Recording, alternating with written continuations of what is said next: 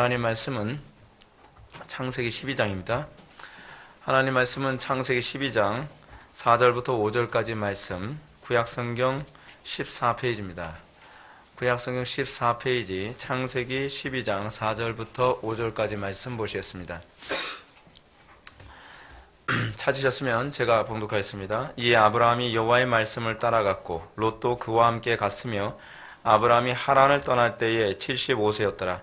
아브라함이 그 안에 사레와 조카 롯과 하란에서 모은 모든 소유와 얻은 사람들을 이끌고 가나안 땅으로 가려고 떠나서 마침내 가나안 땅에 들어갔더라. 아멘.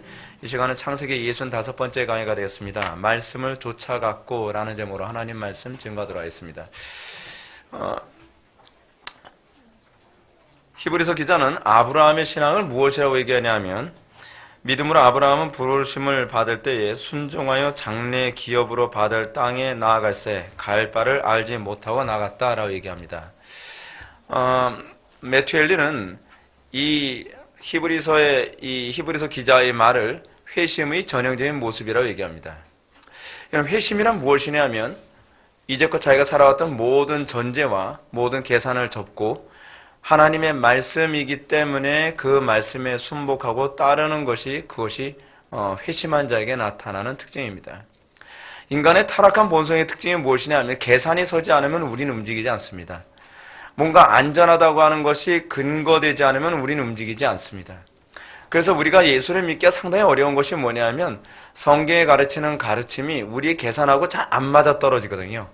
성경에 가르치는 그 가르침이 우리의 경험하고도 잘 맞지가 않습니다. 그래서 이것이 정말 믿음이 아니고서는 우리는 하나님의 말씀을 따라가기가 상당히 힘듭니다. 하나님께서 아브라함에게 요구했던 것이 무엇입니까? 네가 어디로 도착하고 이렇게 되면 얼마나 좋은 거 주는지 내가 가르쳐 줄게 하면서 미끼를 던지듯이 하나님께서 본토 친정 아비 집에서 딱 끄집어서 아브라함에게 가라고 한 것이 아니라 그냥 쉽게 얘기해서 이렇습니다. 너 나 믿지? 너 나 믿으면 따라와. 그거예요. 어디로 가는데요? 그건 나중에 가르쳐 줄게. 여러분, 이건요, 진짜 믿지 않으면 못 따라갑니다. 그쵸? 우리 방금 그 찬송 부르지 않았습니까? 매일 발걸음마다 예수 인도하셨네. 여러분, 우리는 매 삶 속에서는 어떻습니까? 우리가 정말 주님을 믿기 때문에 주님께서 따라오라는 것이 어디로 가는지 우리는 알지 못하지만 우리는 갈 바를 알지 못합니다. 하나님께서 하나님은요, 우리한테 성경대로 살면 편안한 길이 약속돼. 그런 약속하신 적이 없어요. 하나님 말씀대로 살면 너 고난 없어. 형통하게 살 거야. 그런 약속하신 적이 없습니다. 오히려요, 성경은 어떻게 보면 되게 정직해요. 어느 정도 정직하냐면 나를 따라오면 고난 당한다는 거예요. 고난 당한다는 거 뻔히 알면서도 왜 주님의 뒤를 따르죠? 어떻게 보면요, 예수 믿는 사람들은 약간 상식적으로 이해가 안 되는 사람들이라고 할 수 있어요. 고난이란 거 알면서 그 길을 따라가는 거예요. 성경이 약속한 건 그거예요. 성경은 우리들에게 분명하게 뭘 얘기해 주시냐면 나를 따라오면 고난이 있을 것이라는 겁니다. 근데 따라가죠. 왜 따라가죠? 가치가 있기 때문에. 제가 요즘에 와서 자주 표현하는 게 있죠. 밭에 감추인 보화가 있기 때문에. 고난이라고 하는 것으로 뒤덮여진 보화가 바로 그 주님을 따르는 삶이거든요. 여러분, 겉으로 보기에 이 흙으로 덮여있는 아무것도 아닌 것 같은 이 밭과 같은 것을 우리가 비싼 대가로 치르면서 그 밭을 사는 이유는 뭐죠? 그 안에 보화가 있다는 걸 알기 때문에. 그래서 본토 친정 아비 집을 떠나라. 죽을지도 모르는데 안 돼요. 못 가요. 그게 아니죠. 날 따르라. 예수님께서 수많은 사람들이 예수님을 따른다고 할 때 어떻게 하죠? 너 나 따르면 복 받을 거야. 예수님께서 제자들한테 이러지 않았습니다. 딱 선택하고 나서 나 따라. 너는 좌의정, 넌 우의정, 너는 총리, 그런 얘기 안 하셨어요. 나 따라. 그냥 그게 전부예요. 여러분, 베드로에게 얘기할 때 너 나 따르면 굉장히 유리할 텐데 따를 생각 없니? 설득하지 않으셨습니다. 베드로에게 그냥 나를 따르라예요. 여러분, 그게 성경의 가르침입니다. 놀랍죠? 어떻게 보면 아브라함에게 얘기했던 그 언어의 패턴이 제자들을 선택해서 제자들을 끌어온 패턴하고도 똑같습니다. 그냥 나를 따라라. 그리고 기껏 뭐라고 말씀하시죠? 사람 낚는 어부가 되게 하리라. 어부? 아니 뭐 총리가 되게 해준다든지 그렇지 않으면 무슨 뭐 군대 장관 시켜준다니 그게 아니라 기껏 나 따르면 뭐 한다고요? 어부 되게 해줄게. 사람 낚는 어부. 인신매매 하나요? 아니 기껏 해야 얘기한다는 게 그거잖아요. 근데 따르는 거예요. 그리고 여러분 요한복음 6장에서 어땠죠? 수많은 사람들 예수님 따라다녀봤더니 별로 시시하잖아요. 예수님 따라다녔더니 뭔가 잘 될 것 같은데 뭐 별 특별한 거 없단 말이에요. 그러니까 요한복음 6장에서 수많은 사람들이 예수님을 따르다가 대략 한 2만 명 정도로 추정되는 사람들이 여러분 2만 명 빠져나갈 때 여러분 어떻습니까? 그냥 몸이 딸려갈 것 같지 않아요? 남들 다 가는데 나 안 가면 나 혼자 이상한 사람 되고 나 혼자 망할 것 같죠. 근데 베드로가 뭐라고 얘기하는지 보십시오. 이게 놀라울 정도로 아브라함의 고백하고도 일치해요. 주의 말씀이 여기 있을 건데 내가 어디로 가오리까? 아브라함이 따랐던 것이 뭐죠? 말씀 따라갔다는 거예요. 근데 베드로도 지금 뭐라고 얘기하냐면 가능성 보고 따라간 게 아니라는 거예요. 베드로는 뭔가 이걸 얻으면 계산이 나오기 때문에 예수님을 따르겠다는 것이 아니에요. 그냥 주께서 말씀하셨기 때문이에요. 그냥 아주 본질적인 얘기죠. 그냥 나는 당신을 따르는 거지 당신을 따름으로써 얻게 되는 어떤 유익이 아니라는 거예요. 여러분 우리의 신앙에 있어서 아브라함은요 굉장히 우리가 묵상을 많이 해야 될 대상입니다. 물론 우리가 과거에 우리는 노아에 대해서 굉장히 많은 장시간의 묵상을 했죠. 그런데 노아 못지않게 우리가 정말 묵상을 많이 해야 될 신앙의 대상이 아브라함입니다.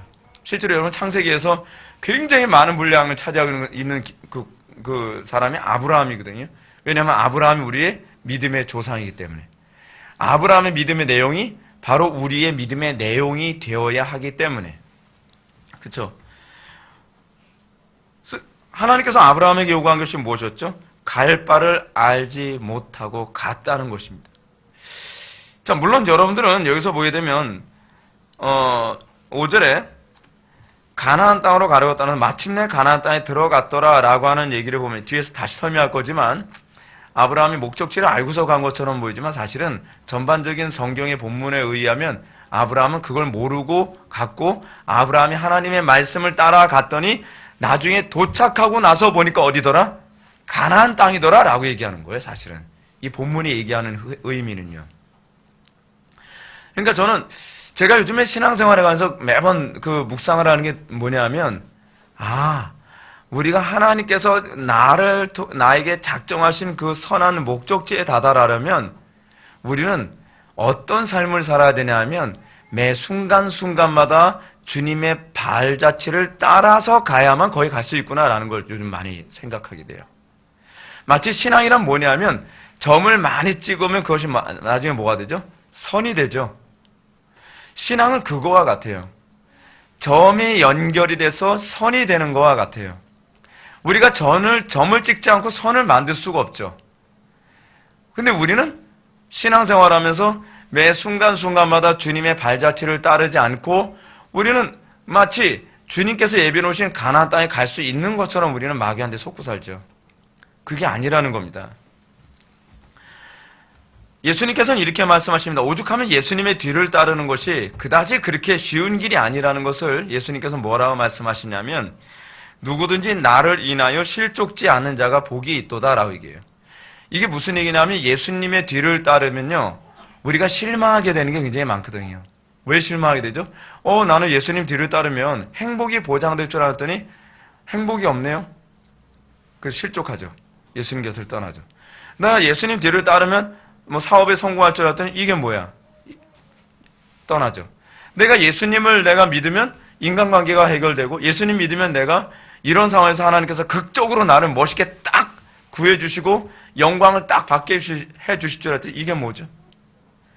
제가 신앙생활하면서 매번 느끼는 게 뭐냐면 하나님 말씀대로 살면 때로는 생각지 못했던 오히려 이 불쾌함 같은 게 많이 생겨요.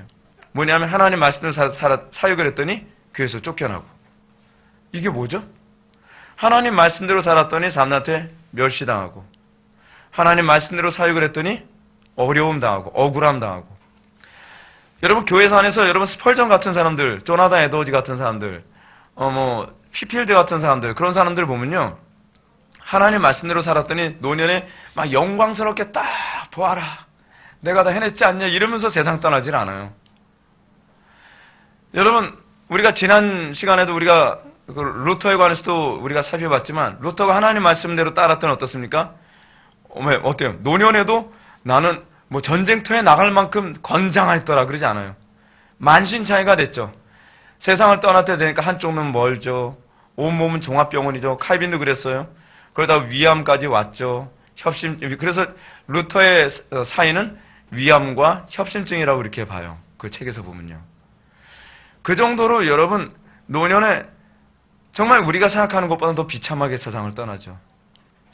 여러분, 우리는 또 이렇게 실족할 수 있습니다. 잔 후스 같은 사람, 하나님 말씀을 살았더니 어떻게 해요? 화용될 만한 그 찬스에서 하나님께서 딱 독수리가 낚아채듯이 딱 보호해주시는 것이 아니라 그냥 화용당해서 죽어요. 그 주변 사람도 어떻게 생각해요? 이게 뭐야? 이게 하나님을 믿는 산다는 사람한테 주어지는 거야? 아무것도 아니네. 여기서 구해주지도 못하는 하나님. 우리 그렇게 생각되지 않겠습니까? 여러분, 스펄전은 말년에 어떻게 세상 떠났는지 아십니까? 스펄전은 19세기 사람인데요. 19세기에 자유주의 신학이 들어왔습니다. 스펄전은 워낙 영적인 통찰력이 뛰어난 사람이다 보니까 고등비평이 신학교에 들어오는 것에 관해서 이거 들어오면 교회 다 망가진다. 무너진다. 그거를 알고 있었던 사람은 스펄전 하나밖에 없었어요. 스펄전이 끊임없이 이어 싸웠습니다. 근데 끊임없이 싸우면서 스펄전은요, 너무 많은 사람들하고 논쟁을 하고 공격을 당하고 저항을 당하는 것 때문에 스펄전은 그 노년에요, 너무 초췌하게 기력이 빠져서 나중에는 그렇게 그냥 서글프게 세상을 떠나요. 여러분, 우리가 그리스도라고 하는, 그리스도를 따르는 것 자체로 만족하지 않는다고 한다면 우리는 회의를 하겠죠. 이게 뭐야? 하나님 말씀을 살았다는 사람이. 로이드 존스는 어땠는지 아십니까? 로이드 존스는 노년에 정말 하나님의 말씀대로 사는 것 때문에 나중에는 여러분들이 잘 아는 IVF라고 하는 그 출판사 있죠. IV 출판사의 대표였는데 거기서도 쫓겨나요. 그리고 로이드 존스는 청교도 학교에서도 쫓겨나요. 그리고 로이드 존스는 자기 스스로가 지금 성공회가 로마 가톨릭과 하나가 된다고 하니까 여러분, 우리 여기서 탈퇴해야만 합니다. 종교 통합에 참여하면 안 됩니다. 하면서 로이드 존스 목사님이 거기서 탈퇴해서 나오는데 거의 다른 사람이 따라 나오질 않아요. 노년에 굉장히 초라하고 굉장히 서글프게 목회 사역하다가 세상을 떠나요. 조나단 에드워즈는 어땠는지 아십니까? 조나단 에드워즈는 뉴햄프턴에서 목회를 해가지고 정말 엄청난 부흥, 그러니까 미국 역사상 가장 위대한 부흥의 주역이었던 사람이 조나단 에드워즈인데 뉴햄프턴에서 목회를 하면서 그렇게 엄청난 부흥이 일어났음에도 불구하고 그 교회에서 쫓겨나요.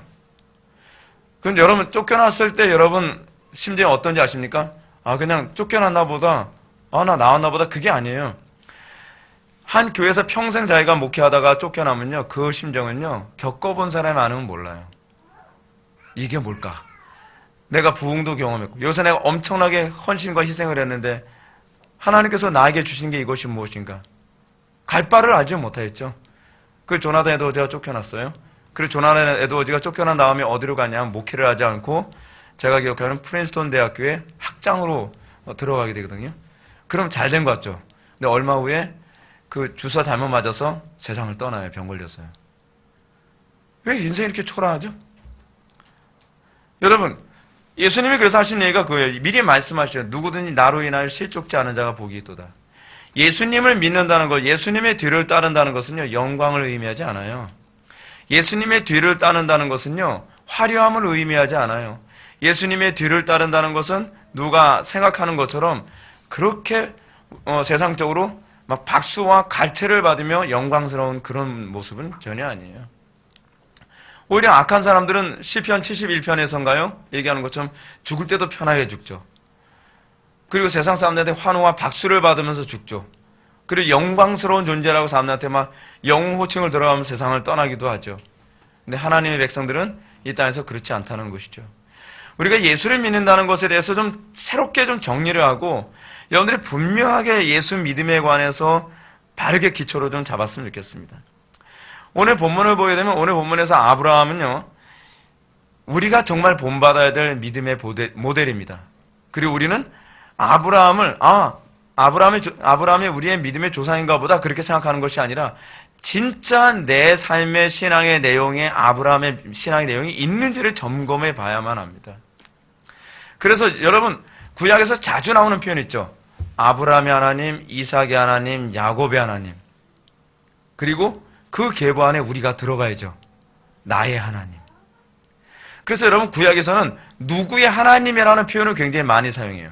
구약에서 누구의 하나님이라는 표현이 나오는 이유가 있죠. 왜냐하면 하나님이라는 표현이요. 구약에서는 어떤 의미냐면 히브리어로 엘로힘인데 엘로힘이라는 말은 우리말로 번역하면 하나님이라는 번역보다는 신이라는 번역이 훨씬 가깝거든요. 그러면 아브라함이 믿는 신? 좀 느낌이 다르죠. 아브라함이 믿는 신, 야곱이 믿는 신, 그리고 이삭이 믿는 신, 그리고 그 신이 바로 내가 믿는 신. 그렇죠? 그 신앙의 내용에 관한 얘기를 하는 것이죠. 네. 하나님을 믿는다고 해서 그게 다 신앙이 아니라 그 하나님의 내용이 우리의 신앙의 선배들의 내용을 그대로 가지고 있느냐에 관한 문제예요. 오늘날 지금 교회들마다 교리 논쟁을 굉장히 많이 하는 이유가 뭐냐면 궁극적으로는 이 얘기입니다. 어느 특정 교단에 예를 들어서 발트 신학을 받아들였다든지 어느 특정 교단에서 불트만이나 볼트만의 신학을 받아들였다든지 했을 때 그거 가지고 왜 치고받고 싸우냐. 그냥 천국만 가면 되지. 천국에 가기 위해서 하는 소리예요. 발트의 신앙을 가지고서는 그게 신앙이 아니기 때문에 그래요. 성경이 얘기하는 신이 아니에요. 성경이 얘기하는 하나님이 아니란 말이에요. 여러분 이슬람도 하나님 믿는 거 알고 계십니까? 근데 그 하나님이 그 하나님이 아니라니까요. 그 하나님이 우리가 믿는 하나님이 아니기 때문에 우리가 거절하는 것이고 우리가 왜 가톨릭의 하나님을 인정하지 않냐면 그 하나님이 우리가 믿는 하나님이 아니기 때문에 그래요.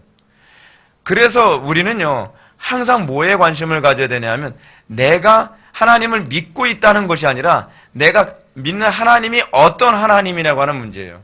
제가 분명히 말씀드리지만 이 자리에 앉아 계신 여러분들, 제가 첫 번째로 기분 좋게 해줄게요. 여러분들 다 하나님을 믿는 사람입니다. 믿습니까? 기분이 좋죠. 근데 문제는 여기서 다 하나님을 믿고 계시는데 여러분들이 믿는 하나님이 아브라함이 믿는 그 하나님이냐는 별개 문제라는 거예요. 이게 여러분 교회에서 2000년 동안 계속적으로 싸웠던 문제고 이상하게 이 문제는 계속적으로 쉽게 수면 밑으로 내려왔다가 다시 수면 위로 올라오면 전쟁이 일어나고 수면 밑으로 떨어지면 종교통합같이 돼버리고 계속 그러는 거죠. 그래서 사단이 항상 좋아하는 게 뭐냐면 뭉퉁그려서 신앙생활하는 걸 되게 좋아해요. 뭉퉁그려서 신앙생활하면 그냥 다 신앙인 것처럼 보이는 거예요. 예. 근데 그 하나님이 때로는 어떤 하나님이기도 하죠. 이스라엘 백성들이 출애굽을 해서 출애굽기 34장에서 얘기하는 것처럼 황금 송아지를 놓고서도 이 황금 송아지가 우리를 애굽으로부터 이끌어낸 여호와라라고 이름을 도용하는 그런 신인 경우가 너무 많다는 거죠. 이게 여러분들이 날마다 내가 믿는 하나님이 어떤 하나님인지를 점검해야 될 필요성이 있다는 게 바로 이거예요. 제가 여러분들이 하나님을 안 믿는다고 얘기하는 거 아니에요. 기분 나빠하지 마세요. 여러분들이 하나님을 안 믿는다는 게 아니라 하나님을 잘못 믿고 있기 때문에 제가 그러는 거예요. 더 기분 나쁘죠? 들어야 돼요. 어쩔 수 없어요. 그래도. 우리 4절 말씀 한번 볼까요? 이에 아브라함이 여호와의 말씀을 따라갔고 롯도 그와 함께 왔으며 아브라함이 하란을 떠날 때 75세였더라. 오늘 보면은 아브라함이 자기 고향 친척 아버지 집을 떠난 행위 가운데 아주 중요한 요인을 얘기하는데 그가 여호와의 말씀만을 따라갔다는 것입니다. 여러분 우리가 여호와의 말씀을 따라가는 것 이것이 우리가 일평생 신앙생활을 해야 되는 거거든요. 그럼 여기서 얘기하는 여호와의 말씀이 무엇일까요? 아브라함에게 그 당시에 성경책이 있었을까요? 아브라함에게 그 당시에 성경책이 없었죠. 그럼 아브라함이 따라갔다는 것은 여호와의 말씀은 무엇일까요? 그것은 아마 틀림없이 문자로 기록된 여호와의 말씀이 아니라 직통계시일 거예요. 직통계시. 야, 그럼 오늘날도 우리 직통계시를 따라가야 되겠죠? 아니에요. 그 당시에는 문자로 기록된 하나님의 말씀, 사실 소위 계시가 없었기 때문에 하나님께서 그들에게 특별 계시라는 걸 사용하셨죠. 특별 계시. 특별 계시를 사용해서 어떻게 하시죠? 때로는 여호와께서 직접 내려오시죠. 여러분 그걸 원하시죠? 여호와 하나님께 직접 아주 찬란한 광채 같은 옷을 입으시고 여러분들 앞에 나타나서 나 하나님이야. 하나님. 봤지? 나 하나님이야. 내가 너한테 명령할게. 너 본토 친척 아비 집을 떠나. 그럼 여러분 떠날 것 같죠? 여러분, 믿는 건요, 봤기 때문에 믿는 게 아니에요. 믿는 건 하나님이 직접 얘기하신다고 믿는 게 아니에요. 여러분, 믿음의 원리는요, 성경을 통해서 믿는 것과 하나님이 직접 말씀하셔서 믿게 되는 것과는요, 원리적으로는 똑같아요. 어떻게 똑같냐면, 여러분들이 하나님의 말씀에 믿음으로 반응하게 되는 건요, 똑같은 성경을 보더라도 그 성경에 조명이 일어나면 하나님이 직접 말씀하시는 권위로 느껴져요. 어디서 나오는 얘기죠? 데살로니가전서 2장 13절. 그렇죠? 데살로니가전서 2장 13절 보면 데살로니가 교회에 대해서 사도 바울이 뭐라고 얘기합니까? 너희가 하나님의 말씀을 받는데 사람의 말로 받지 아니하고 하나님의 말씀으로 받았도다. 그러하도다. 네. 하나님이 직접 육신을 입고 이 땅에 오셔서 말씀하신 것과 똑같은 경험을 너희들이 하고 있다는 거예요. 근데 반면에 하나님이 직접 오셔서도 말씀을 하셨어도 들어먹지 않은 사람들이 있었죠. 예.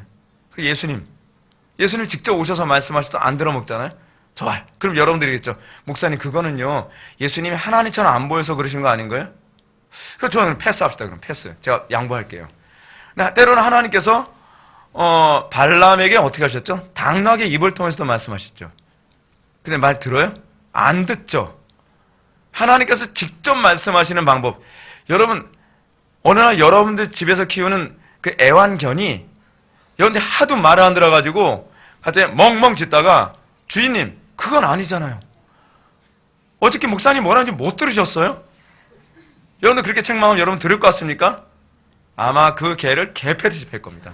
예. 문제는 뭐냐면 여러분들 이것이 하나님의 음성이 아니길 바라는 태도가 너무 많다는 거예요.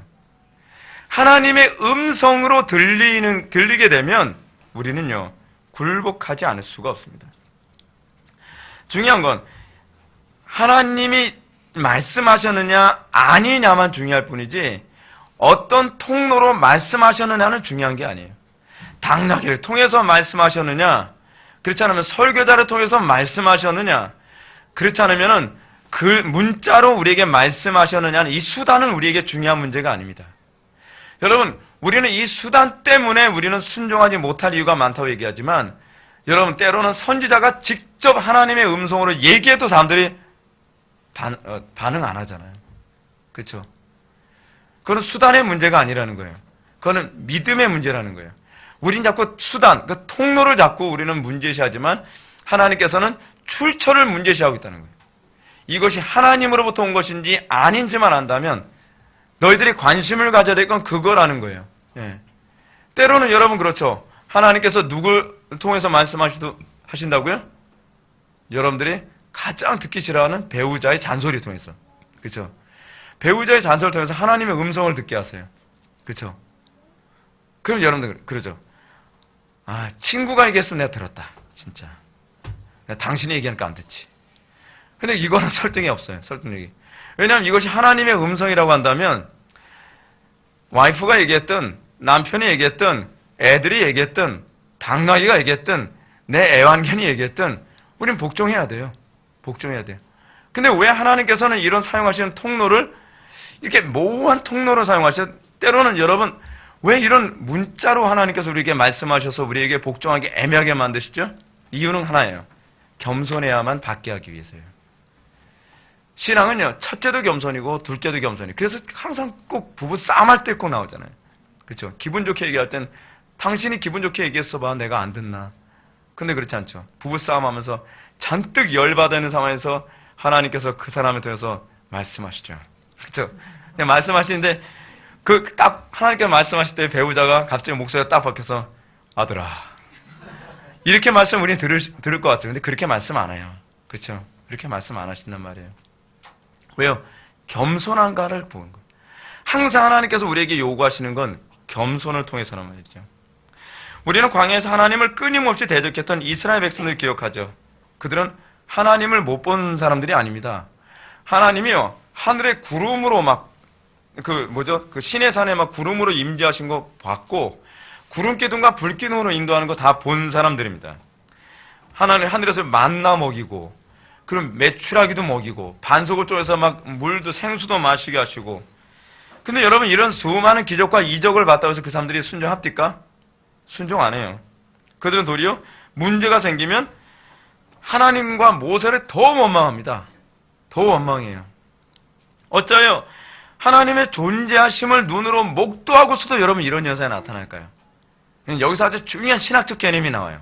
신학적 개념. 뭐냐면 믿음은요, 하나님의 존재하심을 보기 때문에 믿음이 생기는 것이 아니라 하나님 자체에 대한 믿음이기 때문에 그래요. 우리는 자꾸 이렇게 생각하죠. 하나님이 보이면 믿겠다. 하나님 보여줘도 안 믿은 사람이 교회 안에서 무궁무진합니다. 그리고 구약 성경에서 하나님을 봤어도 못 믿은 사람들이 무궁무진합니다. 하나님의 존재를 믿는 것과 하나님의 속성을 믿는다는 건 별개의 문제입니다. 아시겠습니까? 여러분, 유대인들을 잘 묵상해 보십시오. 예수님 당시에 유대인들은요, 하나님이 존재한다는 걸 안 믿었던 사람들이 아니에요. 그렇죠? 그 사람들 하나님 존재한다는 거 다 믿었어요. 근데 왜 예수님을 십자가에 못 박았느냐? 하나님이 존재하신다는 건 믿는데 그 하나님이 내가 생각하는 방식대로 존재한다고 생각하는 게 문제인 거예요. 그것 때문에 예수님을 십자가에 못 박은 거예요. 여러분, 하나님의 존재 여부에 대한 것을 문제시 삼는 건요, 19세기 이후예요. 그러니까 소위 이성주의라고 하는, 잠깐 죄송해요. 그냥 이런 얘기 잠깐만 하고 넘어갈게요. 힘들어하지 마세요. 이성주의가 발흥하고 난 다음서부터는 신존재의 의심을 갖기 시작했어요. 근데 이성주의 이전 시대, 그러니까 18세기나 17세기 시대는요, 그 이전 시대는 신 존재 자체는 의심을 안 했어요. 신은 존재한다. 근데 그 신이 항상 어떤 식으로 존재하느냐에 관한 문제, 이거 교리적인 문제죠, 사실은요. 이 하나님이 어떤 식으로 존재하느냐에 관한 이 문제 가지고 싸움박질이 일어났던 거거든요. 그거 가지고 막 2단이다, 3단이다, 고수다, 하수다, 막 이런 얘기가 나온 거예요. 그렇기 때문에 야고보도 이렇게 얘기합니다. 내가 하나님은 한 분인 줄 믿느냐? 잘하는도다. 귀신도 믿고 떠느니라. 마귀의 믿음이라는 것이 뭐냐면 존재에 대한 믿음이에요. 하나님이 존재한다는 것은 마귀도 믿고 떤다는 거예요. 근데 존재는 하지만, 존재에 대한 믿음은 있지만 하나님의 속성에 대한 믿음이 없기 때문에 마귀인 거예요. 오늘날 우리들에게도 너희가 하나님이 존재한다는 걸 믿느냐? 야, 이슬람도 믿어요. 그건요. 하나님이 존재하고 하나님이 무섭다? 그건 여러분 다 믿는단 말이에요. 여러분, 우린요, 요즘에 변증학에서 유신론 논쟁 같은 거 많이 하거든요. 하나님이 존재하느냐, 존재하지 않느냐. 그래서 여러분, 이성주의 이후서부터 나온 것이 뭐냐, 신존재증명이라고 하는, 죄송해요. 신존재증명이라고 하는 토마스 아퀴나스식의 변증법이 자꾸 생기기 시작했거든요. 하나님이 존재한다는 걸 자꾸 입증해야 된다고 생각하는 거예요. 근데 여러분, 우리는 하나님이 존재한다는 것을 입증하는 데 관심이 없어요. 이게 기독교 변증과 아퀴나스식, 그러니까 천주교식의 변증의 차이예요. 우리는 신이 존재하느냐 존재하지 않느냐가 아니라 우리는 그 하나님이 어떤 존재인가를 믿느냐 믿지 않느냐에 관한 문제예요. 그래서 코넬리우스 반틸은 소위 오늘날 신존재증명에 관한 것은 아무런 필요가 없다고 얘기해요. 사람들은 하나님이 존재하느냐 존재하지 않느냐에 관한 그 문제 때문에 안 믿는 것이 아니라 하나님이 어떤 식으로 존재하느냐에 관한 문제 때문에 안 믿는 거라고 생각을 하는 거죠. 그래서 코넬리우스 반틸이 그 변증학으로 사람들한테 얘기하는 건 뭐냐면 하나님이 존재한다는 걸 전제하고서 그 다음에 얘기를 해요. 하나님이 존재하지 않는다고 존재 여부에 대해서 관심 없는 사람은요, 하나님의 속성이 어떤지에 관해서도 관심이 없어요. 그렇죠? 그러니까 우리는 하나님의 존재에 대한 믿음이 아니라는 걸 먼저 염두에 둬야 돼요. 오늘날 자꾸 이 진화론과 싸우기 위해서 신존재에 관한 그 증명 가지고서 다른 종교하고도 막 연합을 하는데 굉장히 위험하다고 봐요. 왜냐하면 그것 때문에 종교 통합으로 갈 수도 있거든요. 우리는 하나님이 어떤 분이시냐에 관한 문제, 이것 가지고 우리는 싸우게 되는 것입니다. 그렇기 때문에 여러분, 우리들의 믿음을 점검을 할 때에 내가 하나님이 존재한다는 걸 믿어라고 하는 것이 여러분들의 신앙이라고 얘기할 수는 없어요. 하나님이 존재한다는 걸 믿기 때문에 여러분, 사람들이 기독교에서 기분 나쁘면 천국으로 가잖아요. 여러분, 왜 많은 사람들이 예수를 믿는다고 하면서 나 하나님 존재한다고 믿어, 예수님 존재한다고 믿어, 역사적 예수 그리스도 믿어, 좋죠. 근데 믿는데 문제는 뭐냐면 믿음의 내용에 관심이 없는 거예요. 그러니까 아무리 정확하게 가르쳐줘도 기분 나쁘면 어떻게 해요? 딴 교회에서 어떤 식으로 가르치든 그냥 그쪽으로 가버리는 거예요. 하나님만 믿으면 되는 거 아니요. 여러분, 하나님 믿는 거 아무 소용이 없어요. 어떤 하나님을 믿느냐가 중요한 문제예요. 근데 우리는 어떤 하나님이냐는 관심이 없죠. 그냥 내가 이쪽도 하나님 믿는 거고 저쪽도 하나님 믿는 거고 천주교도 하나님 믿는 건데 하나님만 믿으면 되는 거 아니야. 그러면서 내가 편하게 믿을 수 있는 하나님만 찾아다니는 거죠. 그걸 우리는 뭐라고 얘기하죠? 그걸 이단이라고 얘기하는 거죠. 오늘날 기독교가 타락하면서 나타난 것이 뭐냐면 하나님이 어떤 분이신지에 관심을 갖지 않게 됐다는 거예요. 항상 교회가 타락하면 나타나는 거예요. 그래서 하나님이 어떤 분이신지에 관심이 없으니까 신앙생활하면서 하나님이 어떤 분이신지에 대해서 귀담아 들으려고 하지 않죠. 뭐에만 관심을 갖죠? 구원에만 관심을 갖는 거예요. 구원에만 관심을 갖는다는 건 내가 하나님 자체에 관심을 갖고 있는 것이 아니라 나에게만 관심이 있다는 얘기죠. 근데 여러분, 이 부분을 벗어던지지 못하면 여러분 구원 못 받아요. 왜냐하면 예수님께서 유대인들을 향해서 뭐라고 지적하시는가를 잘 들어보십시오. 바울이 유대인들을 향해서 뭐라고 지적했나 들어보십시오. 하나님을 알되 하나님을 영화롭게도 아니하며 감사하지도 아니하고 오히려 그 생각이 허망해지며 미련한 마음이 어두워졌다라고 얘기합니다. 하나님을 알아요. 모른다는 게 아니에요. 바울도 인정해요. 하나님을 아는데 뭐에 관심이 없어요? 그 존재 방식에 관심이 없어요. 하나님의 속성에 대해서 관심이 없어요. 하나님이 어떤 인격과 어떤 속성을 가지고 계신 분이신지에 관심이 없어요. 그래서 바울이 이렇게 얘기하는 거예요. 로마서에서요. 하나님을 알지만 하나님을 영화롭게 안 해요. 어떤 사람이 하나님을 영화롭게 하죠? 하나님의 속성에 대한 이해가 있는 사람. 하나님을 정말 기쁘시게 해드리고 싶은 사람. 하나님을 영화롭게 하고 싶은 사람. 그렇죠? 그런 사람만 하나님을 영화롭게 하고 감사하는데 유대인들은 하나님의 존재에 대한 믿음이 있는데 하나님의 속성에 대한 믿음은 없는 거예요. 그러다 보니까 하나님을 영화롭게도 아니하며 감사하지도 아니하고 오히려 그 생각이 허망하여져서 어떻게 해요? 우상을 숭배하죠. 예. 여러분, 이 신앙은 완전히 다른 신앙입니다. 이거를 잘 점검하셔야만 합니다. 우리가 오늘 본문을 볼 때 아브라함이 보여준 신앙은 하나님께서 존재하신다는 것만이 아니라 그 존재하시는 하나님이 선하시고 지혜로우시며 전능하시고 믿을 만한, 그걸 우리는 다른 말로 믿분 분이시라는 것을 아브라함은 알고 있었어요. 아브라함에게서 우리가 본받아야 되는 아주 중요한 신앙은 아브라함은 존재에 대한 신앙이 아니라 그 존재하시는 하나님의 내용에 대한 신앙이에요. 그 속성에 대한 신뢰를 하는 신앙이에요. 마치 이거와 똑같죠. 아버지가 아버지가 안 계신다고 생각했는데 그 아버지가 존재한다고만 생각한 것이 아니라 어디인가 존재하실 거야 라고 하는 것만큼 피상적인 신앙이 어디 있어요. 그렇죠? 근데 그 아버지가 너를 이렇게 해서 도와주고 계신 거야. 마치 키다리 아저씨처럼 말이죠. 키다리 아저씨 뭔지 모르겠어요? 그 나중에 동화책 읽어보세요. 키다리 아저씨 나와요. 우리가 생각하는 하나님은 그런 하나님이에요. 오늘날 기독교가 왜 타락하고 있느냐에 관한 문제는 거기에 문제죠. 제가 다시 한번 설명한다면 나는 아버지가 예전에 돌아가셨다고 생각하는데 그 아버지가 살아계신다는 거예요.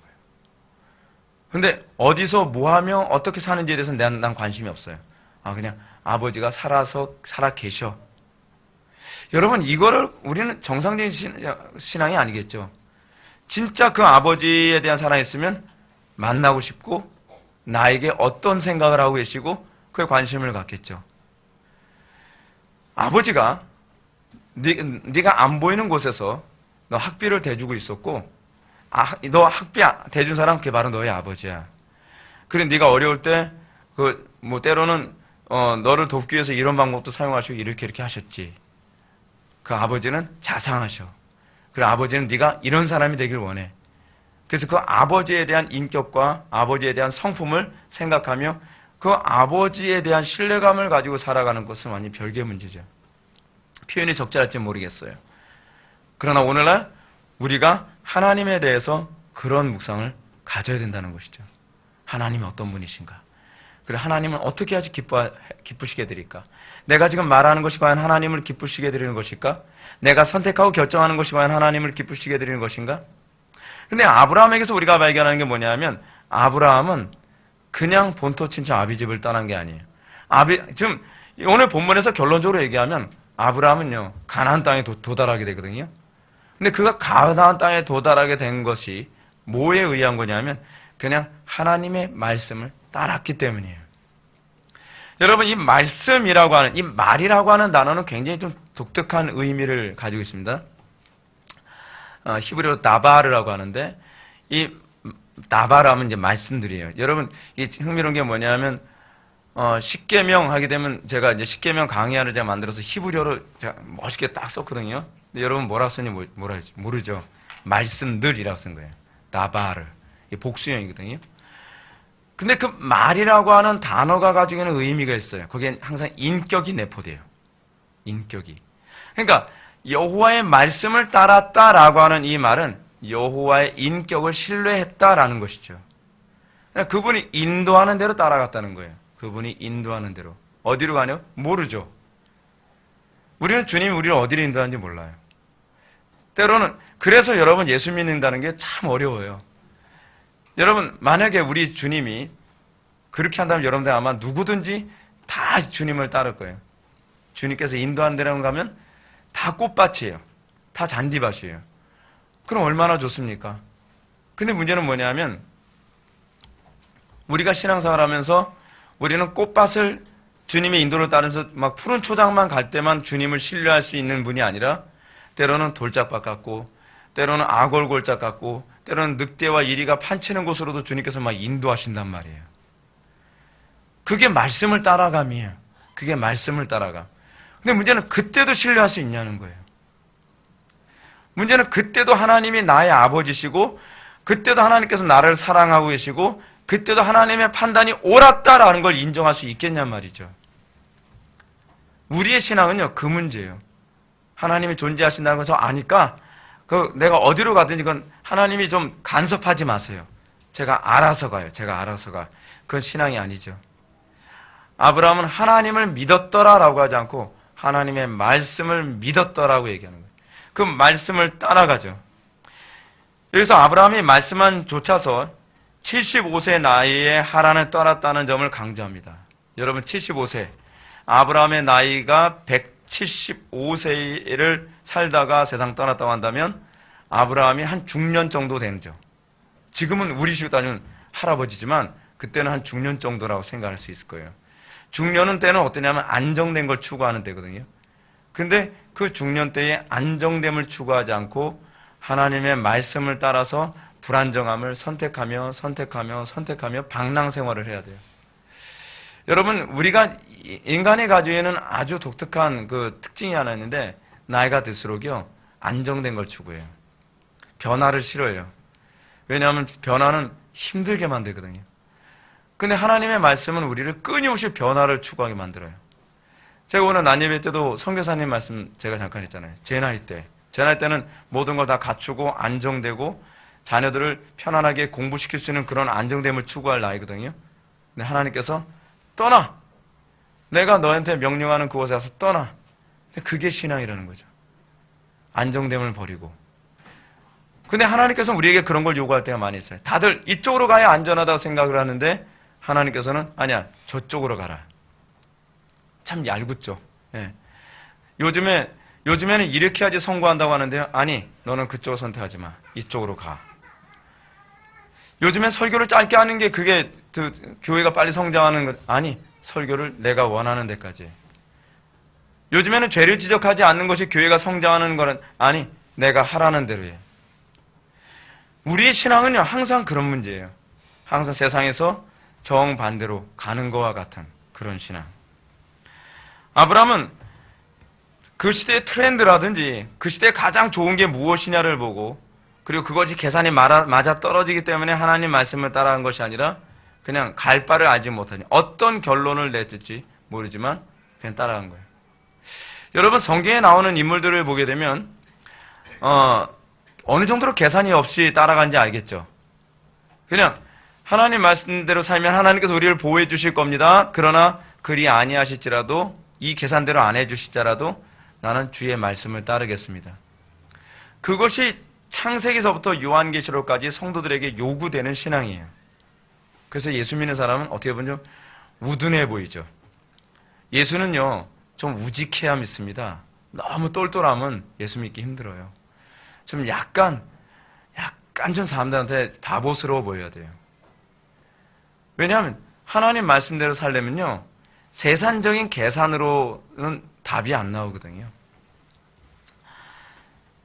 그래서 이런 사실이 이 아브라함의 믿음의 내용이라는 것을 알 수 있습니다. 참된 회심의 신앙이란 계산하지 않고 주님을 따라가는 겁니다.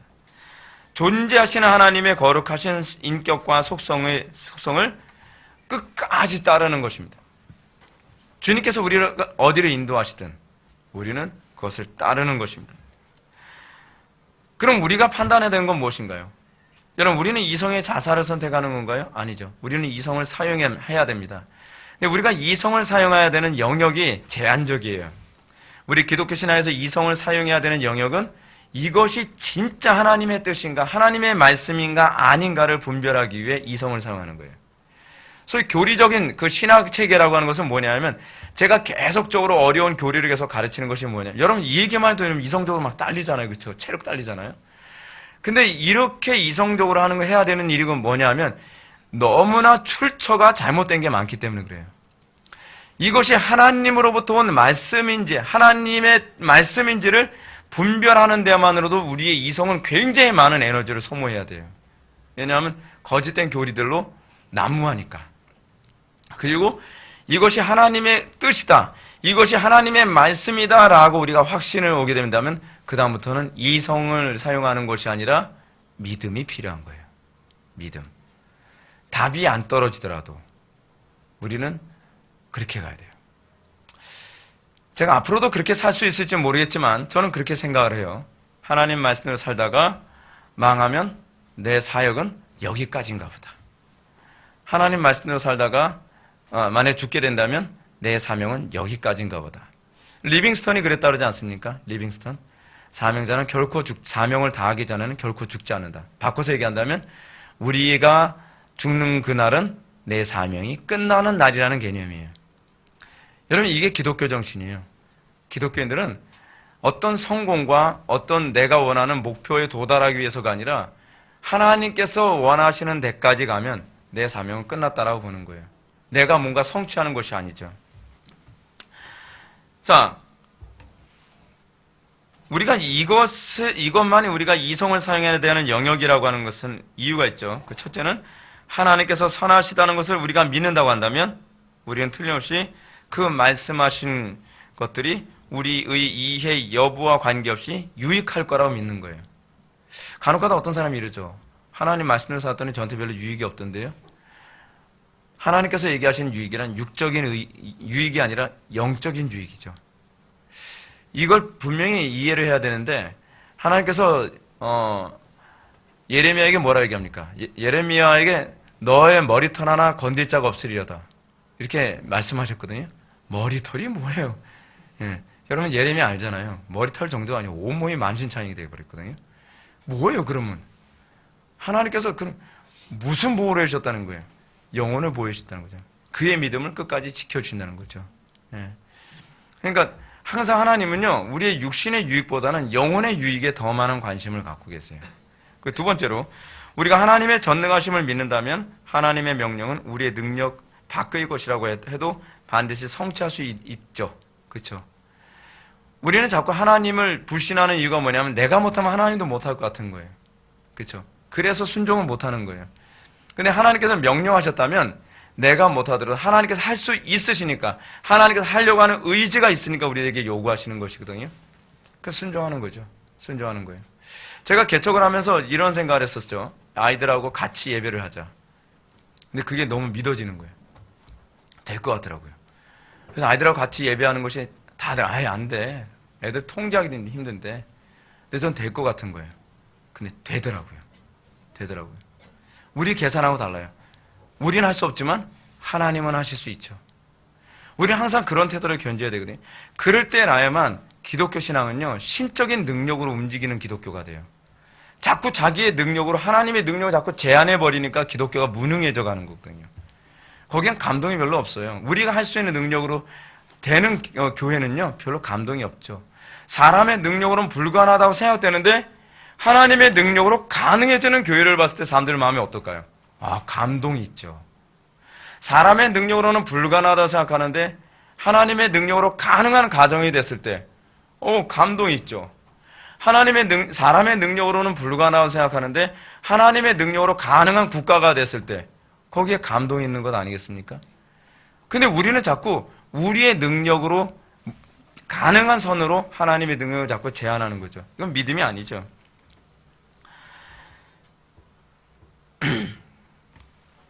자, 셋째로 우리가 만약 하나님의 절대적인 지혜로움과 죄로움을 믿는다면 우리는 하나님의 지혜가 우리 지혜로 납득되지 않는다 할지라도 옳다고 생각을 해야죠. 그래서 우리는 내가 무능하다는 걸 인정하고 하나님만 전능하시며 내가 어리석다고 인정하고 하나님의 지혜에 우리가 동의해야만 합니다. 이렇게 하면 어떻게 된다고요? 이성의 자살처럼 생각을 하죠. 그러나 여러분, 제가 받아듣기 좋은 그 명언을 제가 하나 말씀드릴게요. 성경은 이것이 이성의 자살이라고 얘기하지 않고 이성의 부인이라고 얘기합니다. 신앙은요, 이성의 자살이 아니에요. 이성의 부인이에요. 우리는 이성을 자살시키지 않습니다. 하나님께서 허용하신 한도 내에서의 이성을 사용하고 그 범위 이상으로 넘어갈 땐 우리는 이성을 부인하고 하나님의 합리성을 따라갑니다. 신앙이란, 겸손이란 뭐냐면 나의 한계를 인정하는 거예요. 내가 할 수 없는 거 인정하고 내가 할 수 없기 때문에 하나님도 할 수 없다고 생각하는 것이 아니라 내가 할 수 없는 걸 인정하고 하나님의 능력에 이제는 의탁하고 나의 어리석음을 인정하면 하나님의 지혜에 의존하는 거죠. 거기에 교회의 탁월함이 나타납니다. 이것이 바로 아브라함의 신앙입니다. 우리들에게 그런 신앙의 내용이 있는지를 점검해 봐야만 합니다. 그러므로 여러분 가운데 이런 신앙의 태도가 나타나고 있지 않다면 세례 요한의 선포처럼 속으로 아브라함이 우리 조상이라고 생각지 말아야 돼요. 왜냐하면 아브라함의 신앙의 내용은 모든 성도들의 신앙의 내용이 되어야 하기 때문에 그렇습니다. 하나님께서 아브라함에게 뭐라고 얘기했죠? 너의 자손이 하늘의 별과 같이 많으리라. 근데 그 자손이 누구냐면 교회거든요. 교회는 아브라함의 믿음의 내용을 가짐으로써 아브라함의 자손이라 일컬음을 받게 되는 것이거든요. 근데 우리에게 이러한 믿음의 내용이 없다고 한다면 아브라함 우리 조상이라고 얘기하는 것은 지나친 것이죠. 아브라함의 신앙의 내용과 여러분의 신앙의 내용이 일치가 될 때 여러분은 아브라함을 우리 조상이다 라고 감히 얘기할 수 있습니다. 예수님 당시에 유대인들이 아브라함이 자기 조상이라고 얘기했어요. 근데 예수님이 뭐라고 말씀하시죠? 너희 조상 아브라함은 이렇게 하지 아니하였느니라. 믿음의 내용을 얘기하죠. 근데 그들은 뭐라고 하죠? 자기의 혈통적 그 계보만을 얘기하죠. 아니다. 아브라함 우리 자손이다. 예수님은 믿음의 내용으로 아브라함의 자손이 아니라고 얘기하는 것이죠. 오늘날에도 우리는 교회 안에서 내가 교회를 다니기 때문에 우리가 아브라함의 자손일 거라고 생각해요. 아니다. 너희들의 믿음의 내용이 아브라함의 믿음의 내용, 너희의 삶이 아브라함 같이 행하는 것, 그것을 통해서 너희들이 아브라함의 자손인지 아닌지가 규정된다는 것이죠. 아브라함은 그렇게 하지 아니하였다. 근데 우리는 아브라함이 하지 않은 행동을 행하면서 아브라함 우리 자손이라 얘기한다면 곤란한 것이죠. 그러므로 우리가 신학성경을 볼 때 예수님께 옳다 인정함을 받았던 사람들은 바로 아브라함과 동일한 신앙의 기초를 가지고 있었던 사람들이고 그 사람들 향해서 이 사람도 아브라함의 자손이다 라고 선언을 했습니다. 이런 예수님의 선포를 받은 사람들은 한결같이 자기의 계산과 경험을 접고 오로지 하나님의 말씀만을 따라서 갔던 사람들입니다. 놀랍죠? 여러분, 우리가 잘 알고 있는 것처럼 삭개오도 그렇지 않습니까? 계산에 굉장히 빠른 사람이지만 계산이 안 나오지만 이것이 하나님의 명령이면 자기의 모든 것을 걸고 그리스도를 따랐죠. 그랬을 때 이도 아브라함의 자손이다라고 얘기했습니다. 그래서 베드로가 뭐라고 얘기합니까? 베드로가 마태복음 19장에서 보소서 우리가 모든 것을 버리고 주를 쫓았나이다, 따랐나이다 라고 얘기한단 말이에요. 근데 이런 베드로의 고백은 그냥 육신적으로 어떤 계산을 둔 고백이 아닙니다. 이건 베드로에게 아브라함과 같은 믿음의 내용이 있다는 것을 또 여기서 보여주고 있죠. 이런 사실은 제가 요한복음 6장에서 자주 언급하는 것처럼 베드로에게 주여 영생의 말씀이 여기 있사옵건대 우리가 어디로 가오리까? 라고 베드로가 고백한 것에 있어서 더욱더 선명하게 잘 드러납니다. 그러나 만약 예수님의 뒤를 따른다고 하면서도 자기 나름대로 이익 여부를 따져서 예수님의 뒤를 따른다고 한다면, 그리고 좀 이익이 되면 열심히 하는 것 같다가 손해보는 것 같으면 쏙 빠지고, 이건 잘 신앙이 아니죠. 신앙이라고 하는 것은요, 그냥 갈 바를 알지 못하지만 하나님의 뜻이라면 그냥 계속 그 길을 가는 것입니다. 여러분, 베드로의 시대 때는요, 이런 부분이 굉장히 많습니다. 베드로의 시대 때는 남들이 살 길을 찾기 위해서 그렇게 살게 되면 핍박 엄청나게 올 거야. 다 빠져나갑니다. 그럼 어떻게 하죠? 하나님의 말씀대로 살아가는 소수의 사람들만 가시밭길 같은 길을 걸어가죠. 갈 바를 알지 못해요. 내가 이렇게 가면 어떻게 될지 모르죠. 손혜원 목사님이나 주기철 목사님 같은 분들 하나님 말씀대로 살아가면 하나님께서 뭘 어떻게 책임져 주실지 몰라요. 갈 바를 알지 못하는 거예요. 손혜원 목사님이 자기 자녀들 공부 못 시켰거든요. 왜냐하면 신사참배 못하게 하려고요. 학교를 나가지 못하게 했어요. 그래서 손혜원 목사님 자녀들은요, 공부를 못했어요. 그래서 자녀들이 손혜원 목사님 초기 때는 굉장히 원망을 많이 했다 그러지 않습니까? 하나님께 책임지실 것이다. 어떻게? 모르죠. 우리는 갈 바를 알지 못해요. 뭘 믿죠? 하나님의 선하심, 하나님의 신실하심, 하나님께서 그 백성을 돌보실 것이라는 걸 믿고 그냥 따라가는 거예요. 그냥 따라가는 거예요. 저는 제가 신앙생활하면서 지금도 계속 그걸 많이 느낍니다. 자녀들을 양육하고 또 목회를 하고 그러면서 답이 잘 안 보여요. 답이 쉽게 보이면 따라가기 쉽죠. 그렇죠?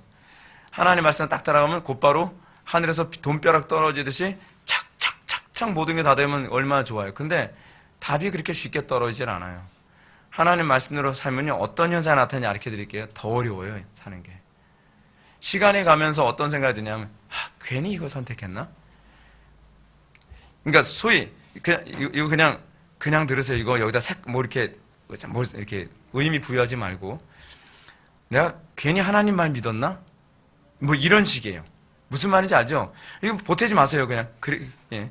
이거 말하면서도 굉장히 불편하네. 그런 식으로 우리가 신앙생활하면서 하나님 말씀 따르는 것이 쉽게 우리에게 어떤 대가가 빨리 주어지지 않는단 말이에요. 근데 하나님께서 뭐라고 얘기하시죠? 그래도 계속 따르겠냐는 거죠. 그래도 계속 따르겠냐. 하나님 말씀대로 따름으로 말미암아 계속 손해만 봐요. 하나님 말씀대로 따르는 것 때문에 계속 고통을 겪어요. 하나님 말씀대로 따르는 것 때문에 계속 어려움을 겪어요. 그런데 우리는 그럴 때 어떻게 되죠? 그래도 갈 바를 알지 못하지만 하나님께서 인도하시면 또 한 발자국, 하나님께서 인도하시면 또 한 발자국. 근데 한 발자국 이동한다고 더 상황이 더 좋아지거나 달라지진 않아요. 그래도 우리는 어떤 결과든 하나님께서 기뻐하시는 길로 인도하실 것이라고 믿는 거죠. 우리는 자꾸 이렇게 생각합니다. 마치 자녀를 교육한다면 이래요. 내가 하나님 말씀에 이렇게 살면 얘가 나중에 스탠포드를 가고, 딸애는 약간 공부를 못하니까 얘는 하버드 정도 가고, 뭐 그런 식으로 해서 이 정도는 인도하시겠지. 여러분, 하나님께 그렇게 인도 안 하실 수도 있어요. 네. 하버드가 아니라 핫바지 같은 데 보낼 수도 있어요. 근데 하나님께서 그 과정을 통해 합력할 선을 이루실 수 있죠. 우리는 핫바지가 돼도 하나님의 선하심을 믿습니다를 하나님께서 원하시는 거였죠. 그러지 않기도 또한 바라지만, 근데 이거 고백한다는 게 어렵죠. 그렇죠? 하여간 우리는 예수님의 뒤를 따른다는 것 자체로 우리는 믿음을 생각해야만 합니다. 우리 애들 이거 아주 웃지 마라. 가슴 아프다.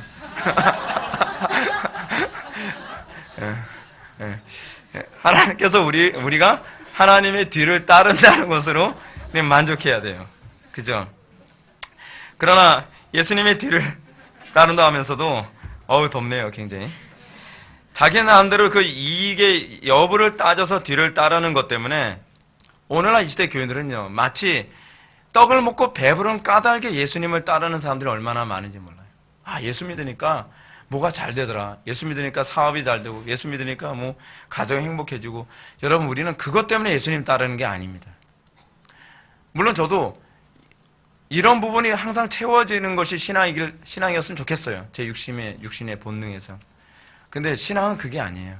신앙은 내가 예수님의 뒤를 따르니까 더 풍요로워지고, 예수님의 뒤를 따르니까 더 명성을 날리고, 예수님 뒤를 따르니까 더 편하게 살고, 그것이 아니라 그냥 예수님의 뒤를 따르는 것 자체가 좋아야 돼요. 그러지 않으면 흔들려요. 그래서 매 순간순간마다 내가 형통했느냐가 아니라 오히려 여러분들 이걸 기억하셔야 돼요. 내가 형통할 때 내가 지금 주님의 뒤를 따르고 있나? 라고 하는 걸 더 점검하셔야 돼요. 오히려 형통할 때가 내가 주님의 뒤를 안 따르고 있을 때가 더 많거든요. 그러니까 매 순간순간마다 내가 주님을 붙잡고 있는가, 내가 주님을 놓치고 있지 않은가를 고민해야만 합니다.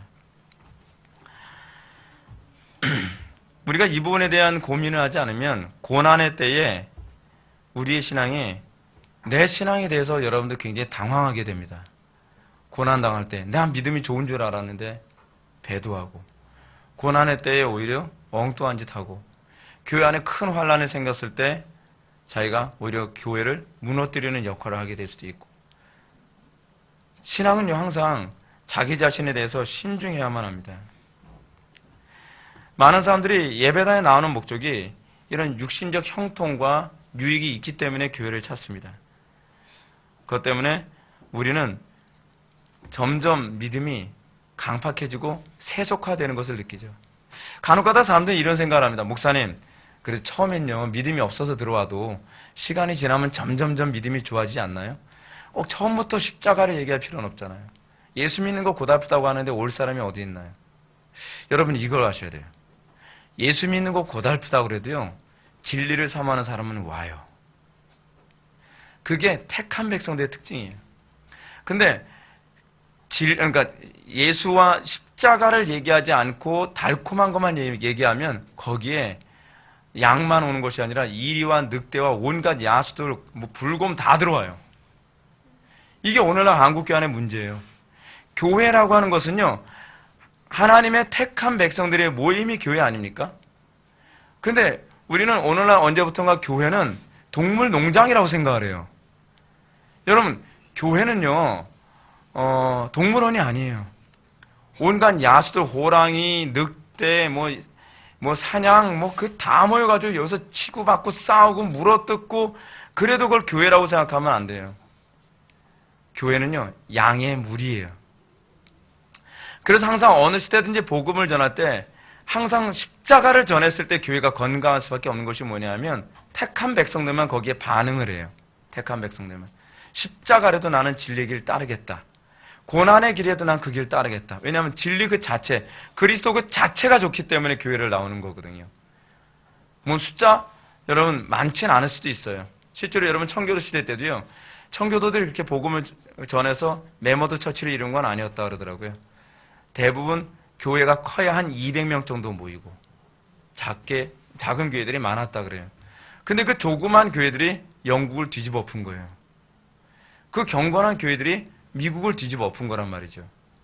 교회는 많아야 힘이 있다고 생각하는 것은 그거는 세속적인 개념이에요. 성경의 개념은 숫자가 아니라 그 성질이에요.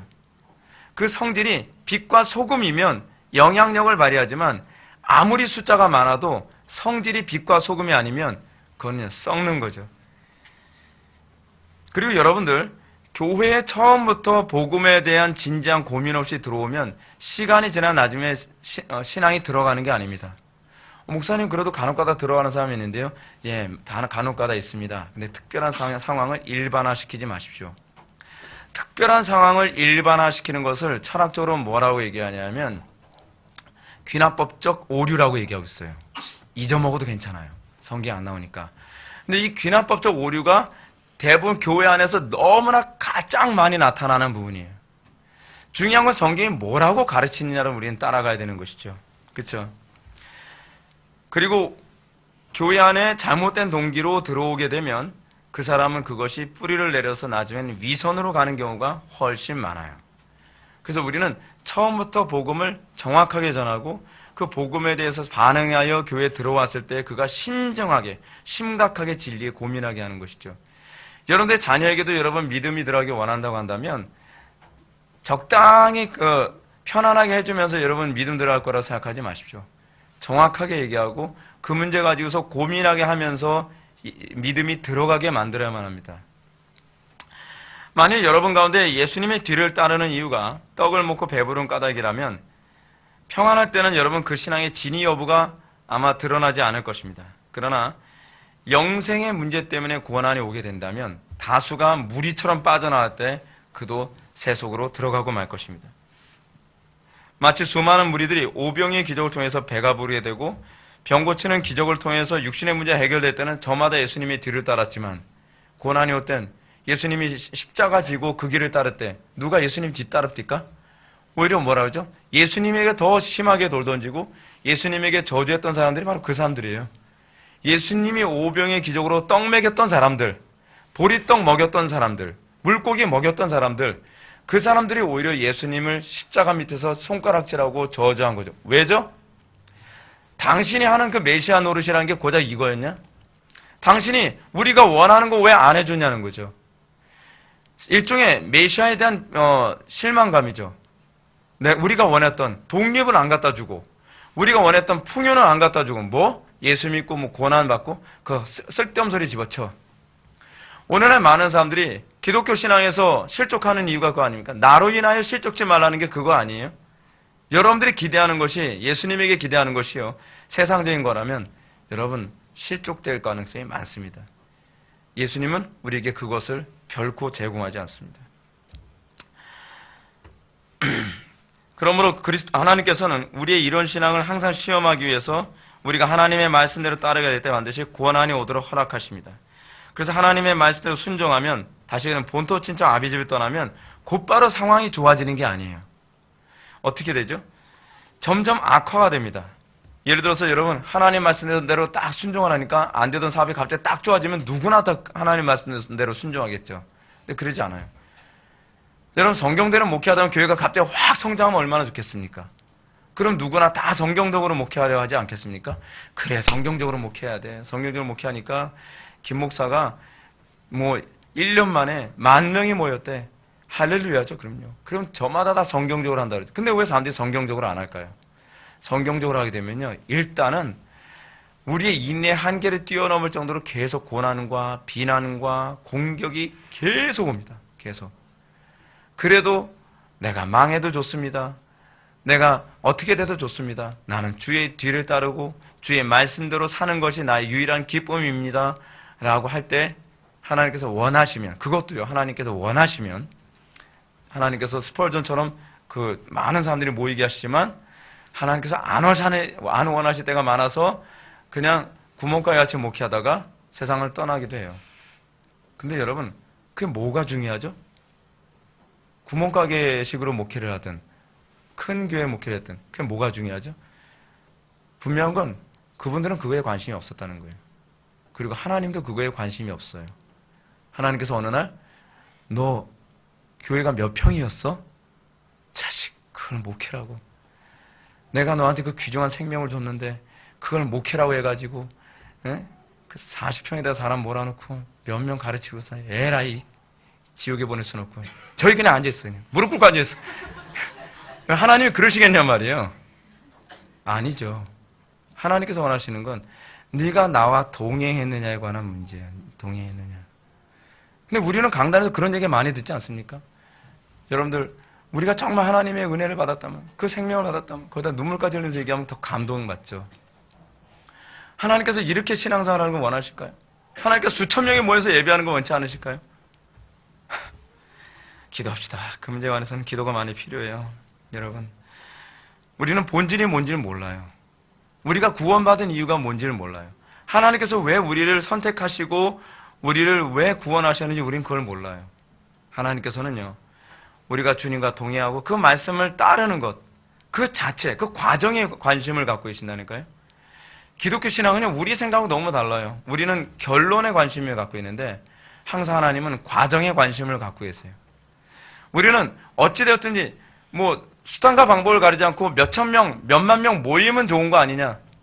그래서 여러분 전도 많이 한다는 교회, 제가 전도하지 말라는 얘기 아닙니다. 전도 많이 하셔야 돼요. 근데 우리는 전도에서 칭찬만 받을 수 있다면 수단과 방법을 가리지 않죠. 과거에 요즘에도 이제 그런 교회가 있을지 모르겠는데 그 교회 안에 뭐 군 장성 같은 사람이 있거나 그렇지 않으면 뭐 대대장 같은 사람이 있으면 자기의 그 권력 가지고서 교인들을 막 예배당에 억지로 앉힌단 말이에요. 그렇죠? 돈으로 사람들을 끌어안치고 과정은 어쨌든 일단 그래도 그 사람 복음 듣게 하면 하나님께서 기뻐하지 아니하시는가? 하나님은 참 모르시는 것 같아요. 그런 분들은요. 하나님은 결과는 하나님의 관심이 아니에요. 하나님은요, 과정을 정확하게 밟으면 이 결과에 도달할 수 있다는 것이지, 하나님은 과정이 어땠든 결과만 좋으면 다 좋아.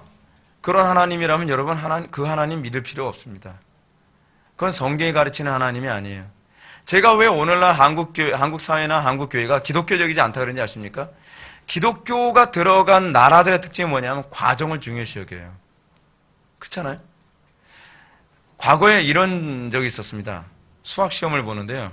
수학 시험이 여러분 과정 쓰라고 하는 그 주관식 시험 있잖아요. 근데 어떤 친구가 시험을 봤는데 과정은 틀렸는데 답이 맞았어요. 선생님이 굉장히 당혹스러운 거죠. 예. 그게 자기도 그런 사람이 있다고 또 손가락 가리키는 사람이 있어요. 근데 여러분, 그러면 우리는 어떻게 생각합니까? 맞았다고 생각하죠. 선생님 답이 맞았잖아요. 근데 선생님은 관심이 뭐죠? 아니, 나는 너의 과정을 보려고 했어. 수학의 특징이 그거거든요. 진리의 특징이 그거예요. 진리의 특징은 과정이지 결과가 아니에요. 근데 우리는 그래서 자꾸 이런 얘기가 많이 나와요. 수학을 하면서 수학 시험 보면서 애들끼리 모이면 항상 답은 0하고 1이야. 네. 그러니까 답만 맞으면 된다는 거죠. 답만 맞으면. 그 과정은 무시해버리고 그냥 모르니까 0과 1을 쓰는데 제가 아는 애는요. 주관식을 그렇게 해가지고 5문제 중에 3개를 맞춰요. 대단해요. 그래서 교대 갔어요. 네. 네. 수학을 시험 보는데 수학 잘 모르겠다고 그러면서 막 찍었는데 한 70점이 나왔대요. 그래서 교대 갔어요. 근데 학교에서 수학을 안 가르쳤거든요. 근데 여러분, 문제는 우리는 그걸 복이라고 생각을 해요. 그래서 그때 저보고, 전사님, 저 복 받았어요. 그래서 무슨 복인데? 그래서 저 요번에 교대 붙었어요. 근데 수학 어떻게 했어요? 찍었는데 70점 나왔어요. 이거를 축하해줘야 되는지 말아야 되는지 굉장히 당황해야 돼요. 근데 문제는 교회를 안 다녀요, 지금요. 신앙이라는 걸 여러분, 그게 여러분 복이라면 어떻게 될까요? 복이라고 하는 것은 하나님을 만나게 돼야 되거든요. 근데 걔는 그걸 통해서 오히려 하나님과 더 멀어지고 말았어요. 우리는 이런 신앙생활을 하나님께서 우리를 이렇게 시험하시기 위해서 때로는 이런 저울질도 하신다는 걸 기억하셔야만 합니다. 예수 믿는 거요? 하나님 말씀 사는 거 더 고달파질 수 있습니다. 그런데요, 그 과정에 대해서 하나님을 더 깊이 있게 만나게 돼요. 하나님께서 그걸 기뻐하시는 것이죠. 물론 예수 믿는다고 해서 다 망하면 안 돼요. 제발, 그건 아니에요, 여러분. 좀 우리 교회도 좀 사업 잘 되고, 우리 교회도 좀 출세하고, 판검사 나오고, 대통령도 나왔으면 좋겠어요. 근데 문제는 뭐냐면, 어떻게 대통령이 됐냐고 하는 문제죠. 어떻게 판검사가 됐냐고 하는 문제예요. 어떻게 사업가가 되느냐는 문제예요. 사업에 성공하냐고 하는 문제예요. 우리나라 사회가 지금 아수라장이 된 이유가 뭐냐면 사람들이 과정을 중요시 여기지 않아요. 어떻게 하든 대통령만 되면 되는 거예요. 어떻게 하든 내가 국회의원이 되기만 하면 되는 거예요. 수단과 방법을 가리지 않고 내가 거짓말을 하든 사기를 치든 죽이든 내가 성공만 하면 되는 거예요. 여러분, 그런 사회가 어떤 사회가 되겠습니까? 지옥이죠, 지옥. 근데 그것이 교회 안에서도 먹혀 들어가면 곤란하죠. 사랑하는 성도 여러분, 저는요, 우리 교회가 많은 사람이 모여서 복음을 들을 수 있는 곳이 되길 바랍니다. 그러나 저는 그것이 목적이 돼서는 안 된다고 생각해요. 하나님 말씀대로 한 발자국 한 발자국 말씀을 따라갔더니 정말 하나님의 진리의 말씀을 사랑하는 사람들이 모여서 많은 사람들이 모였다면 저는 그건 복이라고 생각을 합니다. 근데 하나님께서 정하신 법칙, 그 말씀을 따르지 않으면서도 성공했다면 그건요, 가장 무서운 저주가 될 것입니다. 여러분들의 자녀들에게도 그것을 항상 주지시켜야만 합니다. 그래서 우리에게 필요한 교리가 뭐냐면 성도의 견인 교리예요. 끝까지 인내하는 거. 하나님 말씀대로 살고 열매를 맺을 때까지 인내한다는 것은 굉장히 힘들거든요. 하나님께서 우리에게 믿음을 주시고 끝까지 인내케 하셔야죠. 따라서 우리가 오늘 본문 가운데 아브라함이 중년의 때에 안정과 편리를 다 포기하고 하나님의 말씀을 쫓아 본토 친척 아비집을 떠난 것도 신앙의 큰 모범이 되지만 이보다도 모범이 되는 건 5절입니다. 5절 다 같이 읽겠습니다. 시작.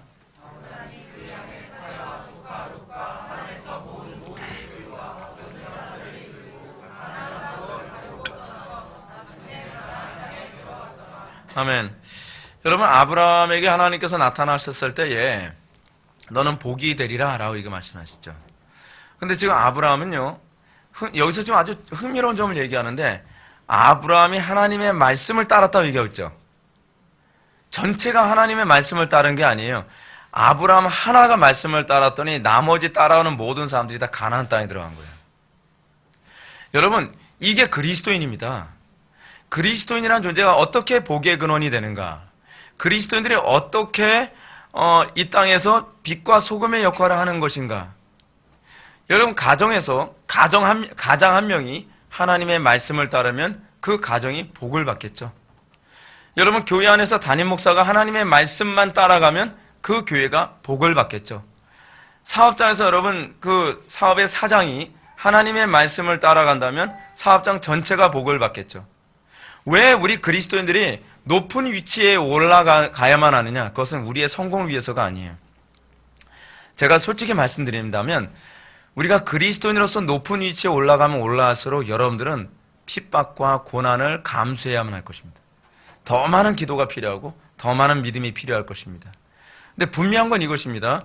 우리가 그 자리에서 하나님의 말씀만을 따라서 가게 되어진다면, 오늘 본문을 보십시오.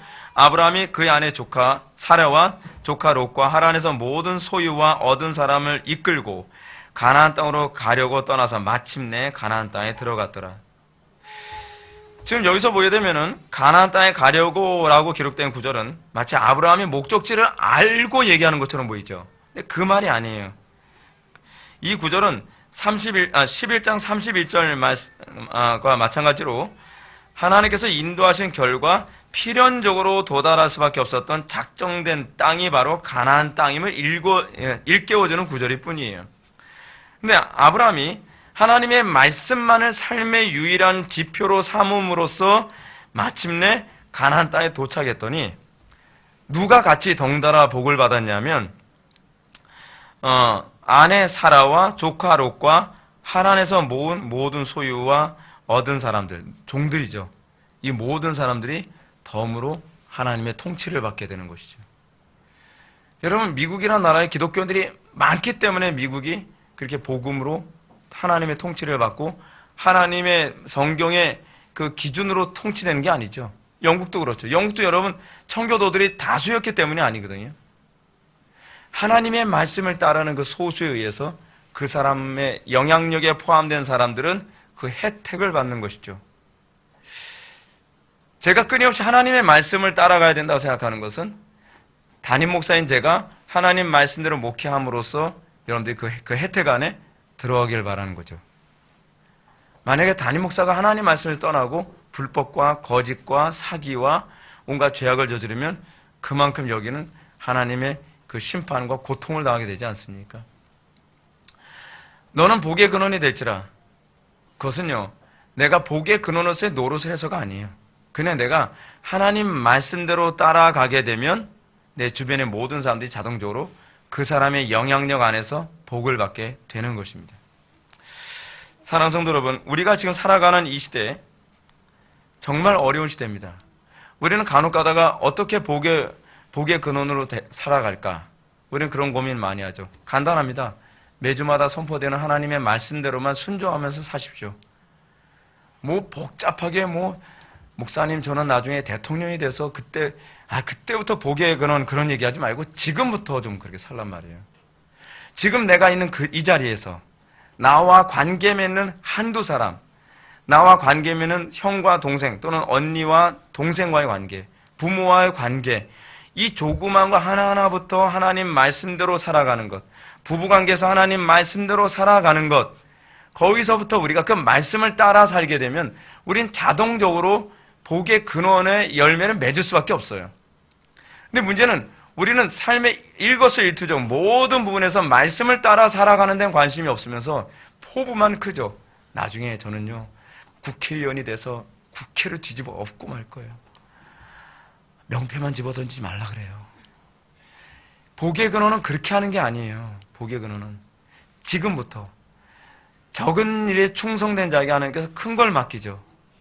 조그만 거 하나하나에 하나님 말씀대로 살아가는 그 말씀을 좇아 살아가는 그 모습을 통해서 하나님께서는요 나중에는 어떻게 되죠? 아브라함의 모든 하늘의 별처럼 많은 그 엄청나게 많은 그 자녀들이 가나안 땅에 정착하며 그 하나님의 은총을 누리면서 살지 않습니까? 저는 제가 목사이기 때문이 아니라 제가 성경을 연구하면서 느낀 건데요. 저는 기독교밖에 소망이 없다고 생각을 합니다. 복음이 들어가면 나라가 달라집니다. 복음이 들어가면 가정이 달라집니다. 복음이 들어가면 사회가 달라집니다. 문제는 우리나라는요, 복음이 뭔지 모르는 것 같아요. 신앙이 뭔지 모르는 것 같아요.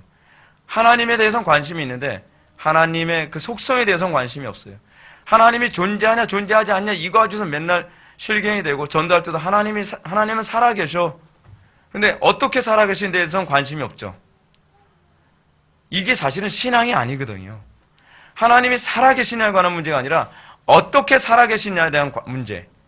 그리고 그 살아계신 하나님이 나와 어떻게 관계를 맺고 있냐는 소위 하우의 문제. 근데 우리는 이 하우의 문제에 너무 관심이 없죠. 매 순간순간마다 여러분들은 모든 일 할 때 이 문제에 대해서 하나님과 내가 어떻게 관계를 맺어야 되지? 우리 이 고민할 수 있어야만 합니다. 한국교회가 이 고민하는 것으로 바뀌면 하나님을 어떻게 기쁘시게 해드릴 것인가? 소개하면 다 제 일문이잖아요. 사람의 죄에 되는 목적이 뭐예요? 하나님을 영원롭게 하는 것과 영원토록 그를 즐거워하는 것. 소위 하우의 문제, 하나님은 어떤 분이신가에 관한 문제. 이것에 관심을 갖고 우리가 여기에 초점 맞추며 신앙생활을 하게 된다면 여러분의 개인적인 삶의 개혁부터 시작해서 가정의 개혁과 사회의 개혁과 국가의 개혁이 멀지 않은 시대에 이루어질 걸 믿으시기 바랍니다. 루터 한 사람의 그러한 개혁을 통해서 루터의 관심이 그거였잖아요. 루터는 하나님이 존재하지 않는다고 생각했기 때문에 고민한 사람이 아니에요. 루터는 하나님이 존재하시는데 어떻게 존재하시느냐에 관한 문제 가지고 고민한 거였거든요. 루터는 하나님이 심판자로만 존재한다고 생각을 했어요. 루터는 예수님이 그냥 무지개 위에 앉아서 심판만 하고 있는 분, 그렇게 존재하는 분으로 인식을 했죠. 루터의 그 고민은 존재론에 대한 고민이 아니라 인식론에 관한 문제였어요. 하나님은 어떻게 존재하느냐를 인식하는 것. 그리고 하나님이 정말 우리에게 이렇게 인식하는 정말 미쁘신 하나님, 거룩하신 하나님, 존귀하신 하나님, 사랑이 많으시고 지혜로우시며 전능하신 하나님이시라고 하는 성경이 가르치는 하나님의 존재에 대한 바른 인식이 그에게 주어질 때 그때 비로소 루터의 삶에 개혁이 일어나게 되는 것입니다. 하나님이 어떻게 존재하느냐에 대해서 여러분들 삶에 끊임없이 고민하게 될 때 그 가정에 개혁이 일어나고 사회에 개혁이 일어나고 교회에 개혁이 일어날 걸 믿으시기 바랍니다. 다시 기도하시겠습니다. 사랑이 많으신 하나님 아버지, 우리의 삶 가운데에 우리가 항상 하나님의 말씀을 따르는 것이 우리의 기쁨이 되기를 원합니다. 고난이 오고 어려움이 오고 때로는 난관이 부딪힌다 할지라도 우리가 주의 말씀만을 붙들고 따름으로 말미암아 우리가 영향을 미칠 수 있는 모든 영역에 우리가 복의 근원으로 살 수 있기를 원합니다. 우리가 항상 하나님이 어떤 분이신지 관심을 갖게 하여 주시고 우리가 하나님과 어떻게 관계를 맺을 것인지에 대해서 고민하게 하여 주시사 우리의 삶의 모든 영역에서 항상 개혁이 일어나며 우리 삶의 모든 영역에서 우리가 하나님을 영화롭게 하는 놀라운 역사가 나타나게 하여 주옵소서. 모든 것 주님께 감사드리며 사랑이 많으신 예수님의 이름으로 기도하옵나이다. 아멘.